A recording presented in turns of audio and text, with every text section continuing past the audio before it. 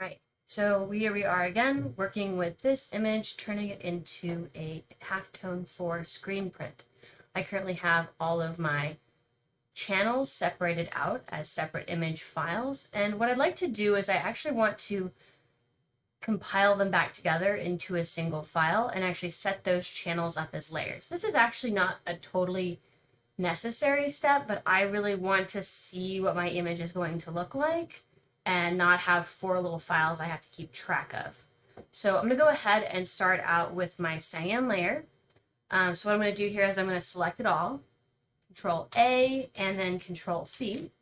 I'm going to go over here to my line layer, and I'm going to go ahead and create a new layer. And I'm going to go ahead and name this layer cyan, and I will paste it in. So what I really would like to do, though, is I'd like to make it cyan colored. So the way that I'm going to do this is I'm going to go ahead and turn off my other layers and just focus on the one layer. And I'm going to go ahead and grab my magic wand tool over here. This is where the magic wand tool actually really does shine. Because this has already been bitmapped, the bitmap really is just either black dots or white, right? It doesn't do any of these like mid-tone grays. So when I set the tolerance here down to 0 and uncheck these boxes, I can click something that's white and it will literally select everything that is white. So what I want to do now is I want to go ahead and delete what's white. And now I have a fully transparent version of my channel. So I'm going to deselect that, Control D to deselect. And what I'd like to do is I'd like to just see what this is going to look like with cyan. So one way I can do that is I can go over here to pick my color.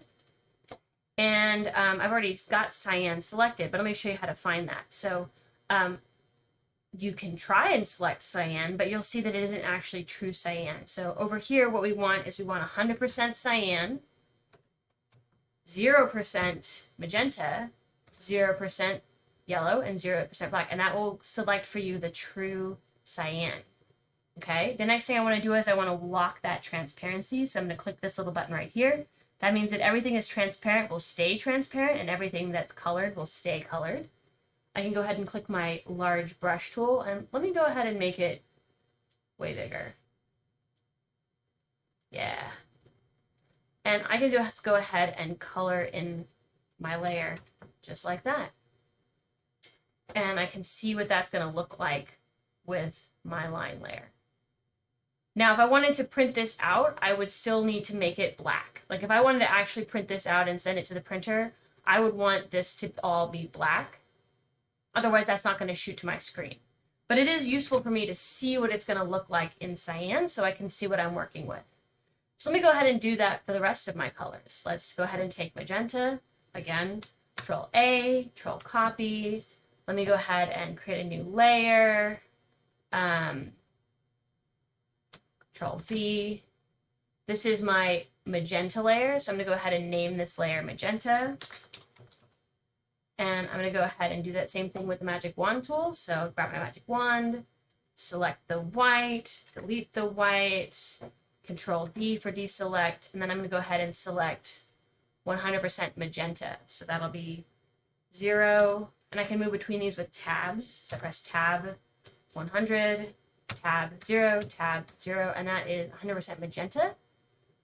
Great. Let me go ahead and grab my brush and lock this transparency, and I can go ahead and color my magenta in. So far, so good. And you can start to see how this is becoming more of a red tone.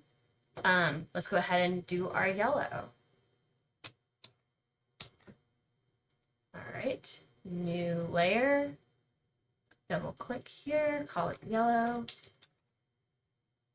Okay, paste that in there, magic wand, select the white, delete the white, select Control D, lock that transparency, go ahead and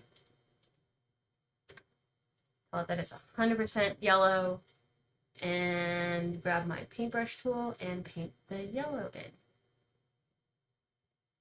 All right. And I'm actually going to do the black as well. This is, even though I have my black line layer, The black is giving me a little bit of depth of shadow in these areas. I'm going to show you guys how to deal with this as well. So let me go ahead and select this one.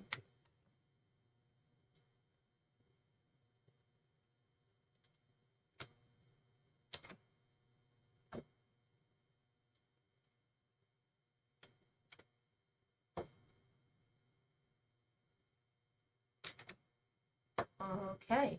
Now, looking at this right now, I'm seeing a little bit of strangeness. This doesn't really look like the right colors for Bunny 2, right? Like, let's just switch over here. Great. All right, let's not do that. When I look at this bunny, like it's not quite landing the same way. That's not really, and this one looks way yellower, and the lines are getting covered up. So what do I do about that? What I can do is I can go ahead and set all of these layers to multiply mode, which makes the layers act fully transparent. So if you go in and make multiply for each one of these layers, you'll actually be able to see how they overlay onto each other. And you can see how that impacts your line layer. I'd like my line layer to also be multiply.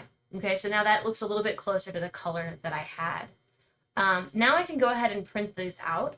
Now, when I do that, when I go to print my black layer, I actually want to have both the line layer and the black layer selected so that I can have both the halftone dots for that shadow and the line layers printed out on the same transparency.